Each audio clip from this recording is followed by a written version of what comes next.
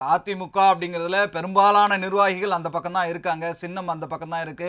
பாஜக வந்து அதிமுக தலைமையிலான கூட்டணி, எடப்பாடி பழனிசாமி தலைமையிலான கூட்டணின்னு அறிவிச்சிருக்கு. தொடர்ந்து அவர் வந்து டெல்லிக்கு சென்று வருவது, பாஜக தலைவருடன் பேசுவது அப்படின்னு இருக்காரு. அப்படி இருக்கும்போது எடப்பாடி பழனிசாமி இல்லாத அதிமுக என்பதும், ஓபிஎஸ் தலைமையிலான ஒருங்கிணைந்த அதிமுக என்பது சாத்தியம் அப்படின்னு நீங்க நினைக்கிறீங்களா, நம்புறீங்களா? தோல்வியின் பிம்பத்தை, துரோகத்தின் அடையாளத்தை எத்தனை நாளைக்கு தாங்கி பிடிப்பது?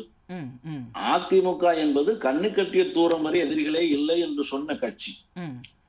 தமிழகத்தில் முதன்மை கட்சியாகவும் இந்தியாவில் 3வது மிகப்பெரிய கட்சியாகவும் அதிமுகவை மாற்றி காட்டியவர் புரட்சி தலைவி அம்மா. என் கண்ணு கட்டிய தூரம் வரை எதிரிகளே இல்லை என்று சொன்னவர் அம்மா. ஆனால் இன்றைக்கு அதிமுகவின் நிலை எப்படி இருக்கிறது? கண்ணை கட்டுகிற அளவிற்கு இருக்கிறது. எங்கும் தோல்வி, எதிலும் தோல்வி.